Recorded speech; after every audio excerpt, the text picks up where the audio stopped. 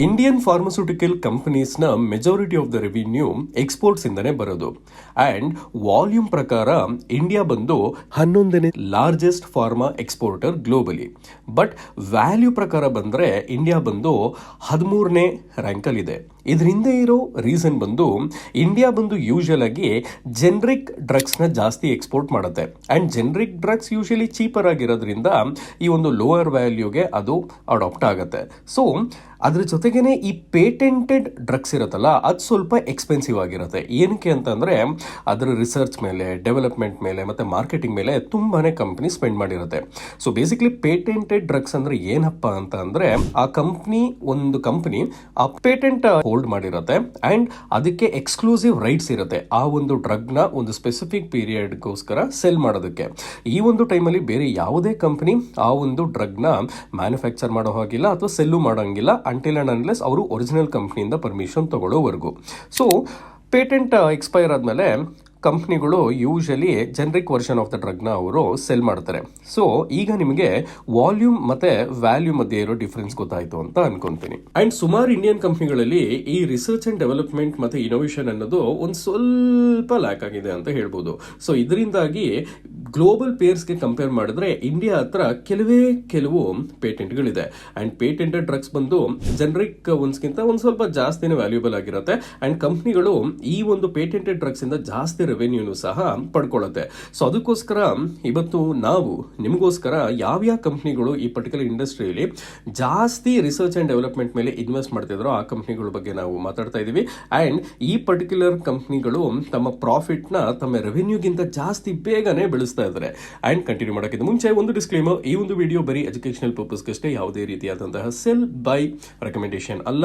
Let's get started.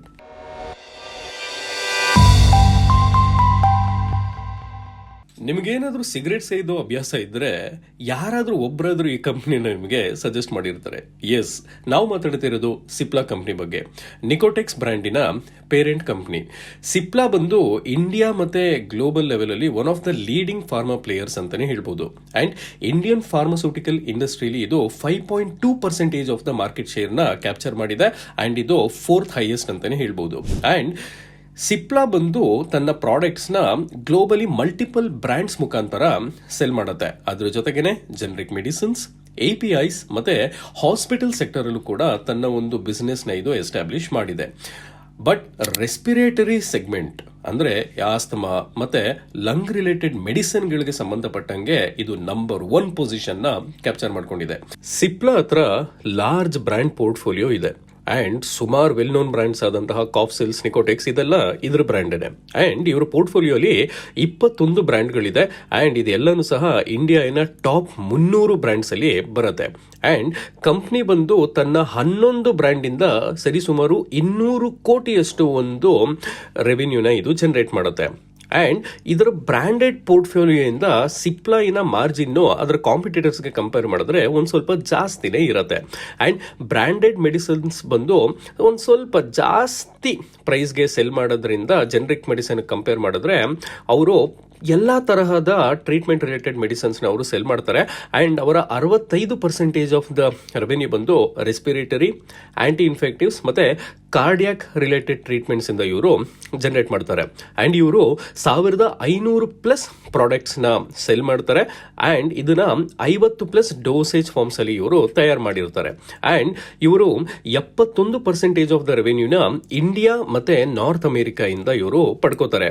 And company 6% of it ಸೇಲ್ಸ್ನ research and development ಮೇಲೆ invest ಮಾಡ್ತಾರೆ. And ಇದರಿಂದ ಅವರು ಹೊಸ ಡ್ರಗ್ನ ಪ್ರತಿ ವರ್ಷ ಲಾಂಚ್ ಮಾಡೋಕ್ಕೆ ಸಹಾಯ ಆಗುತ್ತೆ. ಈಗ ಕಂಪ್ನಿಯ ಫಿನಾನ್ಷಿಯಲ್ಸ್ ಬಗ್ಗೆ ಮಾತಾಡೋಣ ಬನ್ನಿ. Q3 ಫಿನಾನ್ಷಿಯಲ್ ಇಯರ್ 25 ಕಂಪನಿಯ ಸೇಲ್ ಬಂದು 7,073 ಕೋಟಿ ಇತ್ತು. And which is year on year growth ಅಲ್ಲಿ 7.1% ಅಂತ ಹೇಳ್ಬೋದು. ಅಟ್ ದ ಸೇಮ್ ಟೈಮ್ ಇವರ ಪ್ರಾಫಿಟ್ ಬಂದು 1,575 ಕೋಟಿ ಇತ್ತು. And year on year growth ಅಲ್ಲಿ 47% ಅಷ್ಟು ಒಂದು ಗ್ರೋತ್ನ ಇದು ರಿಫ್ಲೆಕ್ಟ್ ಮಾಡ್ತಿತ್ತು.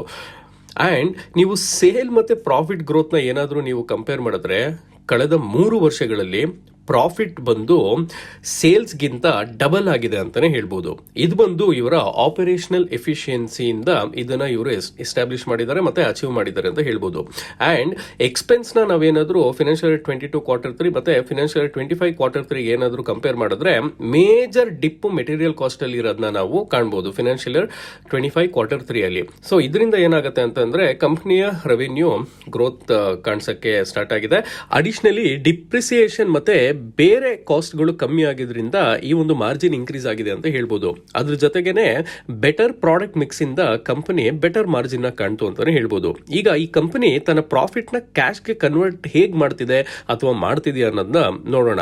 ಸೊ ಕಂಪನಿಯ ಕ್ಯಾಶ್ ಬಂದು ಆಪರೇಷನ್ ಮತ್ತೆ ನೆಟ್ ಪ್ರಾಫಿಟ್ ಇಂದ 2024 ವರೆಗೂ ಸೇಮ್ ಇತ್ತು. ಬಟ್ ಕಂಪನಿ ಬಂದು ರೀಸೆಂಟ್ ಇಯರ್ಸ್ ಅಲ್ಲಿ ತನ್ನ ಒಂದು ನೆಟ್ ಪ್ರಾಫಿಟ್ ಗೆ ಕಂಪೇರ್ ಮಾಡಿದ್ರೆ ಆಪರೇಷನ್ಸ್ ಇಂದ ಜಾಸ್ತಿ ಕ್ಯಾಶ್ ನ ಇದು ಡಿಕ್ಲೇರ್ ಮಾಡಿದೆ. ಇದು ಬಂದು ಕಂಪನಿಯ ರಿಸೀವಬಲ್ಸ್ ಬೇಗ ಬಂದಿರೋ ಕಾರಣ ಇದಾಗಿದೆ ಅಂತ ಕಂಪನಿ ಹೇಳಿದೆ. At the same time depreciation ಸಹ ಇನ್ಕ್ರೀಸ್ ಆಯಿತು, which is a non cash expense. So ಇದರಿಂದಾಗಿ ನೆಟ್ ಪ್ರಾಫಿಟ್ ಕಂಪೇರ್ ಮಾಡಿದ್ರೆ ಆಪರೇಷನ್ಸ್ ಅಲ್ಲಿ ಜಾಸ್ತಿ ಕ್ಯಾಶ್ ನ ಇವರು ತೋರಿಸಿದ್ದಾರೆ. ಬಟ್ ಇನ್ನೊಂದು ಮುಖ್ಯವಾಗಿರೋ ವಿಚಾರನ ನೀವು ಗಮನಿಸಬೇಕಾಗಿರೋದೇನು ಅಂತಂದ್ರೆ ಕಂಪನಿಯ ಅದರ್ ಲಯಬಿಲಿಟೀಸ್ ಕಳೆದ ಕೆಲವು ವರ್ಷಗಳಲ್ಲಿ ಇನ್ಕ್ರೀಸ್ ಆಗಿದೆ. ಕಂಪನಿ ಯಾವ್ದಾದ್ರೂ ಒಂದು ಅಸೆಟ್ ನ ಸೆಲ್ ಮಾಡಬೇಕಾದ್ರೆ ಆ ಅಸೆಟ್ಗೆ ಸಂಬಂಧಪಟ್ಟಂತಹ ಲೋನ್ಗಳನ್ನ ಅದರ್ ಲಯಬಿಲಿಟೀಸ್ ಅಲ್ಲಿ ಇದು ತೋರಿಸುತ್ತೆ. ಸೊ ಪ್ರಾಬಬ್ಲಿ ಈ ಕಂಪನಿ ಯಾವ್ದಾದ್ರು ಒಂದು ಅಸೆಟ್ ನ ಸೆಲ್ ಮಾಡ್ತಿರ್ಬೋದು, ಅದರಿಂದಾಗಿ ಈ ಒಂದು ಅದರ್ ಲಯಬಿಲಿಟೀಸ್ ಜಾಸ್ತಿ ಆಗಿದೆ ಅಂತ ಹೇಳ್ಬೋದು. ಬಟ್ ನೀವು ನಾರ್ಮಲ್ ಡೆಪ್ ಬಗ್ಗೆ ಮಾತಾಡೋ ಹಾಗಿದ್ರೆ ಕಳೆದ 4 ವರ್ಷದಿಂದ ಕಂಪನಿ ಒಂದು ಸಿಗ್ನಿಫಿಕೆಂಟ್ಲಿ ತನ್ನ ಡೆಪ್ ನ ಕಮ್ಮಿ ಮಾಡ್ಕೊಂತ ಬಂದಿದೆ. ಡೆಪ್ ಟು ಈಕ್ವಿಟಿ ರೇಷಿಯೋ ಈಗ 0.02 ಇದೆ, which is within the normal range. ಈಗ ಎರಡನೇ ಸ್ಟಾಕ್ ಬಗ್ಗೆ ಮಾತಾಡೋಣ. ಇದು ಬಂದು ಫಾರ್ಮಾ ಇಂಡಸ್ಟ್ರಿಲಿ one of the global leader ಅಂತಾನೆ ಹೇಳ್ಬೋದು. ನಾವು ಮಾತಾಡ್ತಿರೋದು ಡಾಕ್ಟರ್ ರೆಡ್ಡೀಸ್ ಲ್ಯಾಬೊರೇಟರೀಸ್ ಬಗ್ಗೆ. ಇವ್ರು ಬಂದು India based pharmaceutical company and ಇವ್ರ ಹತ್ರ ರೇಂಜ್ ಆಫ್ ಪ್ರಾಡಕ್ಟ್ ಮತ್ತೆ ಸರ್ವಿಸಸ್ ಇದೆ. ಅದರಲ್ಲಿ active pharmaceutical ingredients, custom pharmaceutical service, generics, biosimilars ಮತ್ತೆ ಬೇರೆ ತರಹದ ಡಿಫ್ರೆನ್ಶಿಯೇಟೆಡ್ ಫಾರ್ಮುಲೇಷನ್ಸ್ ನ ಇವರ ಪೋರ್ಟ್ಫೋಲಿಯೋಲಿ ಪ್ರೆಸೆಂಟ್ ಮಾಡಿದ್ದಾರೆ. ಅಂಡ್ ಇವರು one of the largest API manufacturers globally ಕೂಡ ಹೌದು. ಅಡಿಷನಲಿ ಇವರು ಇಂಡಿಯನ್ ಮಾರ್ಕೆಟ್ ಅಲ್ಲಿ ಸೆಕೆಂಡ್ ಲಾರ್ಜೆಸ್ಟ್ ವ್ಯಾಕ್ಸಿನ್ ಪ್ಲೇಯರ್ ಅಂತ ಹೇಳಿದ್ರು ತಪ್ಪಾಗಲ್ಲ. ಅಂಡ್ ಕಂಪನಿಯ majority of the business generic medicines ನ ಗ್ಲೋಬಲಿ ಸೆಲ್ ಮಾಡೋದ್ರಿಂದ ಇವರು ಅಚೀವ್ ಮಾಡ್ತಾರೆ. ಅಂಡ್ ಇವರು 8% ಆಫ್ ದ ರೆವೆನ್ಯೂನ R&D ಅಂದ್ರೆ ರಿಸರ್ಚ್ ಅಂಡ್ ಡೆವಲಪ್ಮೆಂಟ್ ಮೇಲೆ ಇನ್ವೆಸ್ಟ್ಮೆಂಟ್ ಮಾಡ್ತಾರೆ. ಫಿನಾನ್ಷಿಯಲ್ ಇಯರ್ 2024 ಮತ್ತೆ ಫಿನಾನ್ಷಿಯಲ್ ಇಯರ್ 2025 H1 ಅಲ್ಲಿ ಇವರು 8.2% ಇಂದ 8.6% ವರೆಗೂ ಇವರ ಒಂದು ರೆವೆನ್ಯೂ ಅಲ್ಲಿ ರಿಸರ್ಚ್ ಅಂಡ್ ಡೆವಲಪ್ಮೆಂಟ್ ಮೇಲೆ ಇನ್ವೆಸ್ಟ್ಮೆಂಟ್ ನ ಮಾಡಿದ್ದಾರೆ. ಅಂಡ್ ಕಂಪನಿ ಕರೆಂಟ್ಲಿ ಕಾಂಪ್ಲೆಕ್ಸ್ ಮತ್ತೆ ಡಿಫ್ರೆನ್ಶಿಯೇಟೆಡ್ ಫಾರ್ಮುಲೇಷನ್ಸ್ ಮತ್ತೆ ಇಂಜೆಕ್ಟಬಲ್ಸ್ ಮೇಲೆ ಜಾಸ್ತಿ ಫೋಕಸ್ ಮಾಡ್ತಿದ್ದಾರೆ. ಅಂಡ್ ಕಂಪನಿ ಮುಖ್ಯವಾಗಿ 3 ಸೆಗ್ಮೆಂಟ್ ಇಂದ ರೆವೆನ್ಯೂನ ಜನರೇಟ್ ಮಾಡುತ್ತೆ. ಅದು ಯಾವುದು ಅಂತ ಈಗ ನೋಡೋಣ. ಮೊದಲನೇದು ಬಂದು ಗ್ಲೋಬಲ್ ಜೆನರಿಕ್ಸ್. ಇದು ಈ ಕಂಪನಿಯ ಲಾರ್ಜೆಸ್ಟ್ ರೆವೆನ್ಯೂ ಸೆಗ್ಮೆಂಟ್ ಅಂತ ಹೇಳ್ಬೋದು. ಯಾಕಂದ್ರೆ 87% ಆಫ್ ದ ರೆವೆನ್ಯೂ ಈ ಒಂದು ಸೆಗ್ಮೆಂಟ್ ಇಂದಾನೆ ಬರೋದು. ಅಂಡ್ ಇವರು ಬೋತ್ ಬ್ರಾಂಡೆಡ್ ಮತ್ತೆ ರೆಗ್ಯುಲರ್ ಜೆನರಿಕ್ ಮೆಡಿಸಿನ್ಸ್ ನ ಗ್ಲೋಬಲಿ ಸೆಲ್ ಮಾಡ್ತಾರೆ. ಬ್ರಾಂಡೆಡ್ ಜೆನರಿಕ್ ಅಂತ ಅಂದ್ರೆ ಅದೊಂದು ಜೆನರಿಕ್ ಮೆಡಿಸನ್ ಬಟ್ ಒಂದು ಬ್ರಾಂಡ್ ನೇಮ್ ಅಂಡರ್ ಅದನ್ನ ಸೆಲ್ ಮಾಡ್ತಾರೆ. ಅಂಡ್ ಕಂಪನಿ ಬಂದು ಸಾಕಷ್ಟು ಮಾಲಿಕ್ಯೂಲ್ಸ್ ಮತ್ತೆ ಥೆರಪಿ ಏರಿಯಾಸ್ ಅಲ್ಲಿ ಸ್ಟ್ರಾಂಗ್ ಮಾರ್ಕೆಟ್ ಶೇರ್ ನ ಹೊಂದಿದ್ದಾರೆ. ಅಂಡ್ ಇವರ product 40+ countries, for example Russia, Brazil, China, central and Latin America, Asian, south and north Africa ಈ ಎಲ್ಲಾ ಕಂಟ್ರೀಸ್ ಅಲ್ಲೂ ಇವರ ಪ್ರಾಡಕ್ಟ್ಸ್ ಅವೈಲೇಬಲ್ ಇದೆ. ಇವರ half of the generic products north America ಅಲ್ಲಿ ಸೆಲ್ ಆಗುತ್ತೆ. ಇನ್ ಮಿಕ್ಕಿದೆಲ್ಲ ಯುರೋಪ್, ಇಂಡಿಯಾ ಮತ್ತೆ ಎಮರ್ಜಿಂಗ್ ಮಾರ್ಕೆಟ್ಸ್ ಅಲ್ಲಿ ಸೆಲ್ ಮಾಡ್ತಾರೆ. ಅಂಡ್ ಯುರೋಪಿಯನ್ ಮಾರ್ಕೆಟ್ಸ್ ಅಲ್ಲಿ ಇವರಿಗೆ ಸ್ಟ್ರಾಂಗ್ ಡಿಮ್ಯಾಂಡ್ ಗ್ರೋತ್ ಇದೆ. ಬಟ್ ಇಂಡಿಯನ್ ಮಾರ್ಕೆಟ್ ಅಲ್ಲಿ ಒಂದು ಸ್ವಲ್ಪ ಸ್ಲೋ ಡೌನ್ ಇವರು ಕಾಣ್ತಿದ್ದಾರೆ. ಅಂಡ್ ಇವರ ಸೆಕೆಂಡ್ ಲಾರ್ಜೆಸ್ಟ್ ರೆವೆನ್ಯೂ ಸೆಗ್ಮೆಂಟ್ ಬಂದು ಫಾರ್ಮಸ್ಯೂಟಿಕಲ್ ಸರ್ವಿಸಸ್ ಮತ್ತೆ APIs. API ಅಂದ್ರೆ ಏನಂತ ಅಂದ್ರೆ ನಾವು ಯಾವ್ದಾದ್ರು ಒಂದು ಮೆಡಿಸನ್ ತಗೊಂಡಾಗ ಅದ್ರ ಎಫೆಕ್ಟ್ ಏನಿರುತ್ತೆ ಆ ಒಂದು ಎಫೆಕ್ಟ್ ಪ್ರೊಡ್ಯೂಸ್ ಮಾಡೋದೇ ಈ ಒಂದು API. ಸೊ ಇದೇ ಮೇನ್ ಇಂಗ್ರೀಡಿಯೆಂಟ್ ಕೂಡ ಆಗಿರುತ್ತೆ. ಸೊ ಕಂಪ್ನಿ ಬಂದು ತುಂಬಾ ದೊಡ್ಡ ಜೆನರಿಕ್ ಫಾರ್ಮುಲೇಟರ್ ಕಂಪ್ನೀಸ್ ಜೊತೆ ಕೆಲಸ ಮಾಡುತ್ತೆ. ಅಂಡ್ ಅದ್ರ ಜೊತೆ ಬೇರೆ ಬೇರೆ ಕಸ್ಟಮ್ ಫಾರ್ಮಸ್ಯೂಟಿಕಲ್ ಸರ್ವಿಸಸ್ ಸಹ ಇವರು ಕೊಡ್ತಾರೆ. ಅಂಡ್ ಅದರಲ್ಲಿ end to end product development, ಆಮೇಲೆ ಮ್ಯಾನುಫ್ಯಾಕ್ಚರಿಂಗ್ ಸರ್ವಿಸು, ಈ ತರದ್ನೆಲ್ಲ ಇವರು ಇನೋವೇಟಿವ್ ಕಂಪ್ನೀಸ್ಗೆ ಮೆಡಿಸಿನ್ ಮಾಡೋದಕ್ಕೆ ಇವರು ಈ ಒಂದು ಸರ್ವಿಸಸ್ ನ ಕೊಡ್ತಾರೆ. ಅಂಡ್ ಈ ಒಂದು ಸೆಗ್ಮೆಂಟ್ ಬಂದು one of the largest business in India ಅಂತಾನೆ ಹೇಳ್ಬಹುದು. ಕಂಪನಿಯ ಓವರ್ವ್ಯೂ ಬಗ್ಗೆ ನಾವು ಈಗ ಮಾತಾಡಿತ್ತು. ಈಗ ಫಿನಾನ್ಷಿಯಲ್ಸ್ ಬಗ್ಗೆ ಮಾತಾಡೋಣ ಬನ್ನಿ. ಕಂಪನಿಯ ಸೇಲ್ ಮತ್ತೆ ಪ್ರಾಫಿಟ್ ನ ಓವರ್ ದ ಪಾಸ್ಟ್ 3 ಇಯರ್ಸ್ ನೀವು ನೋಡಿದ್ರೆ ಪ್ರಾಫಿಟ್ಸ್ ಬಂದು ಸೇಲ್ಸ್ ಗಿಂತ ಡಬಲ್ ಆಗಿರೋದನ್ನ ನಾವು ಈಗ ಸ್ಕ್ರೀನ್ ಮೇಲೆ ಈಸಿಯಾಗಿ ಕಾಣ್ತಾ ಇದೀವಿ.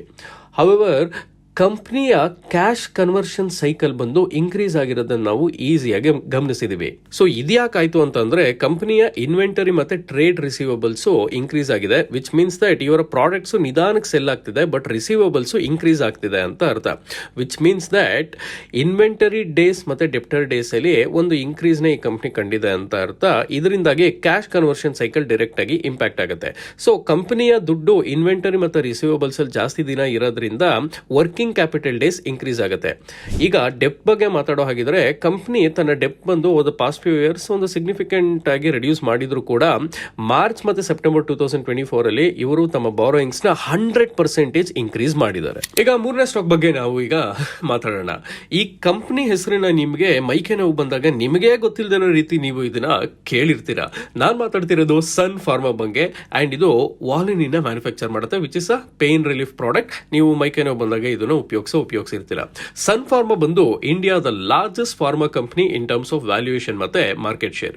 As of December 2024 Indian market ಅಲ್ಲಿ ಇವರು 8.2% ಆಫ್ ದ ಒಂದು ಮಾರ್ಕೆಟ್ ಶೇರ್ ನ ಕ್ಯಾಪ್ಚರ್ ಮಾಡಿದ್ದಾರೆ. ಅಂಡ್ ಇವರು ಪ್ರಪಂಚದಲ್ಲೇನೆ 4th largest manufacturers of generic medicine ಕೂಡ ಹೌದು.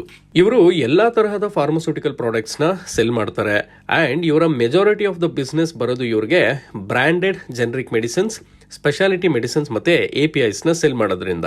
ಅಂಡ್ ಅದ್ರ ಜೊತೆಗೇನೆ ಇವರು ಟ್ಯಾಬ್ಲೆಟ್ಸ್, ಇಂಜೆಕ್ಷನ್ಸ್, ಕ್ರೀಮ್ಸ್ ನ ಗ್ಲೋಬಲಿ ಸೆಲ್ ಮಾಡ್ತಾರೆ. ಅಂಡ್ ಇದೆಲ್ಲ ಬ್ರಾಂಡೆಡ್ ಜೆನರಿಕ್ ಫಾರ್ಮಾ ಪ್ರಾಡಕ್ಟ್ಸ್ ಆಗಿ ಇವರು ಸೆಲ್ ಮಾಡ್ತಾರೆ. ಅಂಡ್ ಇವರು ತಮ್ಮ ಒಂದು ಪ್ರಾಡಕ್ಟ್ಸ್ ನ 100 ಕಂಟ್ರೀಸ್ ಅಲ್ಲಿ ಸೆಲ್ ಮಾಡ್ತಾರೆ.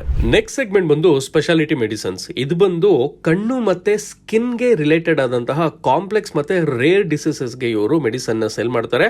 ಅಂಡ್ ಯೂಶಲಿ ಈ ಮೆಡಿಸಿನ್ಸ್ ತುಂಬಾ ಕಾಂಪ್ಲೆಕ್ಸ್ ಆಗಿರುತ್ತೆ ಮ್ಯಾನುಫ್ಯಾಕ್ಚರ್ ಮಾಡಕ್ಕೆ, ಮತ್ತೆ ಲೆಸ್ ಕಾಂಪಿಟೇಷನ್ ಕೂಡ ಇರುತ್ತೆ. ಈ ಕಂಪನಿ ಬಂದು ಈ ಪರ್ಟಿಕ್ಯುಲರ್ ಮೆಡಿಸಿನ್ಸ್ ಅಲ್ಲಿ ಒಂದು ರ್ಯಾಪಿಡ್ ಸೇಲ್ಸ್ ಗ್ರೋತ್ ನ ಕಂಡಿದ್ದಾರೆ. ಅದು ಬಂದು ಫಿನಾನ್ಷಿಯಲ್ ಇಯರ್ 2018 ಅಲ್ಲಿ 7.3% ಇದ್ರೆ ಅದು ಫಿನಾನ್ಷಿಯಲ್ ಇಯರ್ 2024 ಗೆ 18% ಅಷ್ಟು ಒಂದು ಇನ್ಕ್ರೀಸ್ ಆಗಿದೆ. ಅಂಡ್ ಈ ಒಂದು ಡಿಮ್ಯಾಂಡ್ ಸ್ಟ್ರಾಂಗ್ ಆಗಿ ಕಂಟಿನ್ಯೂ ಆಗ್ತಾನೆ ಹೋಗ್ತಿದೆ. ಅಡಿಷನಲಿ ಈ ಕಂಪನಿ ಬಂದು ಓವರ್ ದ ಕೌಂಟರ್ ಮೆಡಿಸಿನ್ಸ್ ಅಂದ್ರೆ ವಾಲಿನಿ ಮತ್ತೆ ರಿವೈಟಲ್ ಈ ತರ ಪ್ರಾಡಕ್ಟ್ಸ್ ನ ಸೆಲ್ ಮಾಡ್ತಾರೆ. ಅಂಡ್ ಇದಕ್ಕೆ ಯಾವುದೇ ರೀತಿಯಾದ ಪ್ರಿಸ್ಕ್ರಿಪ್ಷನ್ ಕೂಡ ಬೇಡ. ಕಂಪನಿ ತನ್ನ ಪ್ರಾಡಕ್ಟ್ಸ್ ನ 5 ಡಿಫ್ರೆಂಟ್ ಸೆಗ್ಮೆಂಟ್ ಅಲ್ಲಿ ರಿಪೋರ್ಟ್ ಮಾಡುತ್ತೆ. 2 ಲಾರ್ಜೆಸ್ಟ್ ರೆವೆನ್ಯೂ ಸೋರ್ಸಸ್ ಬಂದು US ಮತ್ತೆ ಇಂಡಿಯನ್ ಫಾರ್ಮುಲೇಷನ್ಸ್. ಅಂಡ್ ಇದು ಟುಗೆದರ್ 63% ಆಫ್ ದ ರೆವೆನ್ಯೂಗೆ ಕಾಂಟ್ರಿಬ್ಯೂಟ್ ಮಾಡುತ್ತೆ. ಅಂಡ್ ನಮಗೆ ಗೊತ್ತಿರೋ ಹಂಗೆ ಸನ್ ಫಾರ್ಮಾ ಬಂದು one of the largest pharma player in India. And ಇವರು ಪ್ರತಿ ತರಹದ ಒಂದು ಡಿಸೀಸ್ಗೂ ಸಹ ಇವರು ಮೆಡಿಸಿನ್ಸ್ ನ ಸೆಲ್ ಮಾಡ್ತಾರೆ. ಅಂಡ್ ಒನ್ ಮೇಜರ್ ರೀಸನ್ ಇವರ ಒಂದು ಹೆಲ್ತಿ ಮಾರ್ಕೆಟ್ ಶೇರ್ಗೆ ಏನಪ್ಪಾ ಅಂತಂದ್ರೆ ಇವರ 13,984 ಫೀಲ್ಡ್ ಸೇಲ್ಸ್ ಫೋರ್ಸ್. ಇದು ಬಂದು ಪರ್ ಸೇಲ್ ಪರ್ಸನ್ 1.06 crore ಅಷ್ಟು ಒಂದು ರೆವೆನ್ಯೂನ ಜನರೇಟ್ ಮಾಡ್ಕೊಡತ್ತೆ. ಇದರಿಂದಾಗಿ ಇವರು ಇಂಡಿಯನ್ ಮಾರ್ಕೆಟ್ ಅಲ್ಲೂ ಕೂಡ ಒಂದು ಒಳ್ಳೆಯ ಸೇಲ್ ಗ್ರೋತ್ ನ ಅಚೀವ್ ಮಾಡೋದಕ್ಕೆ ಕಾರಣ ಆಯಿತು. ಈಗ second most important segment US segment ಬಗ್ಗೆ ನಾವು ಮಾತಾಡೋಣ. ಇದು ಬಂದು US ಅಲ್ಲಿ 12th ಲಾರ್ಜೆಸ್ಟ್ ಜೆನರಿಕ್ ಕಂಪನಿ ಅಂತ ಹೇಳ್ಬೋದು.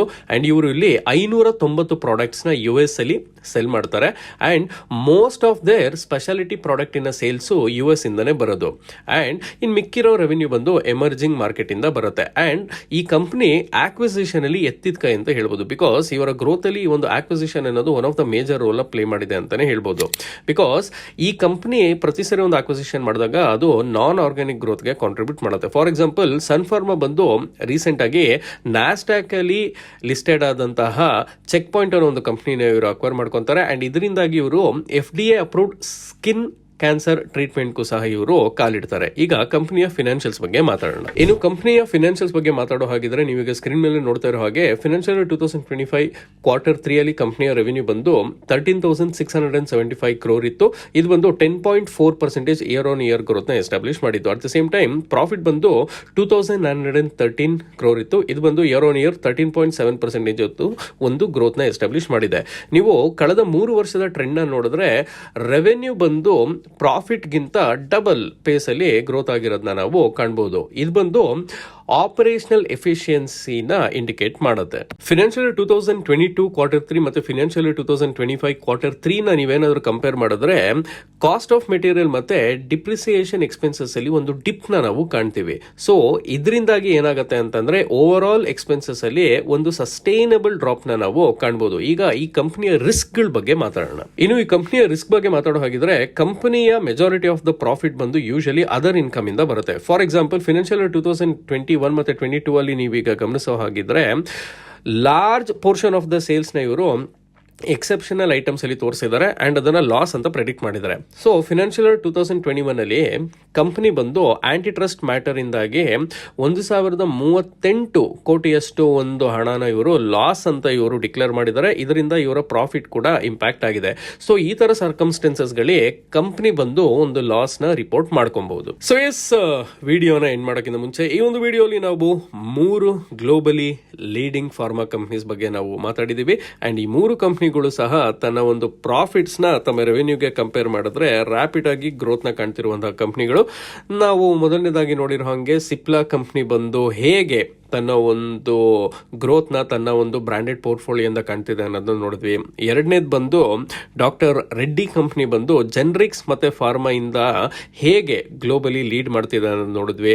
ಮೂರನೇದಾಗಿ ಸನ್ ಫಾರ್ಮಾ ಬಂದು ತನ್ನ ಒಂದು ಡೈವರ್ಸ್ ಬಿಸ್ನೆಸ್ ನ ಹೇಗೆ ಲೆವರೇಜ್ ಆಗಿ ಕನ್ವರ್ಟ್ ಮಾಡ್ತಿದೆ ಅನ್ನೋದನ್ನ ನೋಡಿದ್ವಿ. ಹೊರಗಿಂದ ಮುಂಚೆ ಮತ್ತೊಮ್ಮೆ ಡಿಸ್ಕ್ಲೈಮರ್, ಈ ಒಂದು ವಿಡಿಯೋ ಬಂದು ಬರೀ ಎಜುಕೇಶನಲ್ ಪರ್ಪಸ್ಗಾಗಿತ್ತು, ಯಾವುದೇ ತರಹದ ಸ್ಟಾಕ್ ಬೈ ಅಥವಾ ಸೆಲ್ ರೆಕಮೆಂಡೇಶನ್ ಅಲ್ಲ. ಮತ್ತೊಮ್ಮೆ ಇನ್ನೊಂದು ವಿಡಿಯೋಲಿ ಸಿಗ್ತೀನಿ. ನೀವಿನ್ನ ನಮ್ಮ ಯೂಟ್ಯೂಬ್ ಚಾನಲ್ ಸಬ್ಸ್ಕ್ರೈಬ್ ಮಾಡಿಲ್ಲ ಅಂತಂದ್ರೆ ಈ ಕೂಡಲೇ ಸಬ್ಸ್ಕ್ರೈಬ್ ಮಾಡಿ, ಬೆಲ್ ಐಕಾನ್ ಕ್ಲಿಕ್ ಮಾಡಿ. Happy investing.